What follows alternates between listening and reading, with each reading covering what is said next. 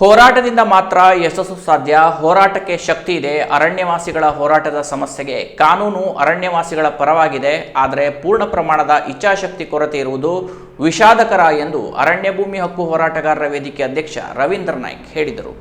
ಹೋರಾಟದಿಂದ ಯಶಸ್ಸು ಸಾಧ್ಯ. ಹೋರಾಟಕ್ಕೆ ಶಕ್ತಿ ಇದೆ. ಅರಣ್ಯವಾಸಿಗಳ ಹೋರಾಟದ ಸಮಸ್ಯೆಗೆ ಕಾನೂನು ಅರಣ್ಯವಾಸಿಗಳ ಪರವಾಗಿದೆ. ಆದರೆ ಪೂರ್ಣ ಪ್ರಮಾಣದ ಇಚ್ಛಾಶಕ್ತಿ ಕೊರತೆ ಇರುವುದು ವಿಷಾದಕರ ಎಂದು ಅರಣ್ಯ ಭೂಮಿ ಹಕ್ಕು ಹೋರಾಟಗಾರರ ವೇದಿಕೆಯ ಅಧ್ಯಕ್ಷ ರವೀಂದ್ರ ನಾಯ್ಕ್ ಹೇಳಿದರು. ಅವರು ಜನವರಿ 25ರಂದು ಕಾರವಾರ ತಾಲೂಕಿನ ಮಲ್ಲಾಪುರ ಗ್ರಾಮ ಪಂಚಾಯಿತಿ ವ್ಯಾಪ್ತಿಯ ಲಕ್ಷ್ಮೀನಗರದಲ್ಲಿ ಮಲ್ಲಾಪುರ ಮತ್ತು ದೇವಳಮಕ್ಕಿ ಅರಣ್ಯ ಅತಿಕ್ರಮಣದಾರರ ಬೃಹತ್ ಸಭೆಯನ್ನುದ್ದೇಶಿಸಿ ಮಾತನಾಡುತ್ತಿದ್ದರು. ದೇಶದ ವಿವಿಧ ಭೂಮಿ ಹಕ್ಕಿನ ಪರಿಹಾರದಲ್ಲಿ ಹೋರಾಟದ ಇತಿಹಾಸವಿದೆ.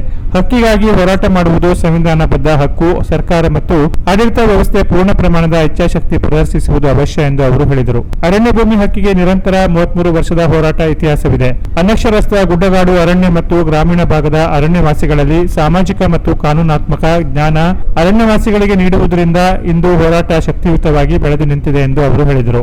ಸಭೆಯಲ್ಲಿ ಗ್ರಾಮ ಪಂಚಾಯಿತಿ ಅಧ್ಯಕ್ಷ ಉದಯ ಬಾಂದೇಕರ್ ಮಾತನಾಡುತ್ತಾ ಅರಣ್ಯವಾಸಿಗಳ ಸ್ಪಂದನೆಗೆ ಸ್ಪಂದಿಸಿ ಗ್ರಾಮ ಪಂಚಾಯಿತಿ ಸಂಪೂರ್ಣವಾಗಿ ಸಹಕಾರ ನೀಡುತ್ತದೆ ಎಂದು ಅವರು ಹೇಳಿದರು. ಸಭೆಯನ್ನುದ್ದೇಶಿಸಿ ಮಾಜಿ ಗ್ರಾಮ ಪಂಚಾಯಿತಿ ಅಧ್ಯಕ್ಷ ತನುಜಾ, ಪ್ರಾಸ್ತಾವಿಕ ಅಜೀಜಾ, ಗ್ರೀನ್ ಕಾರ್ಡ್ ಪ್ರಮುಖರಾದ ಪಂಚಲಯ್ಯ ಕೋಸಿನ ಪೋಗು, ಅಮೇಜು ಏದಾ, ರಾಜೇಶ್ ಗೌಡ, ನೀಲಮ್ಮ ಶ್ರೀನಿವಾಸ್ ಕೋಸಿನ ಪೋಗು, ಮಬಲೇಶ್ವರ ಕಣಬಿ, ಶಿವಾನಂದ ಕುಣಬಿ, ವಿಘ್ನೇಶ್ವರ ಬೆಳ್ಳ ಕುಣಬಿ ನೇತೃತ್ವ ವಹಿಸಿದರು. Canara plus news, Karwar.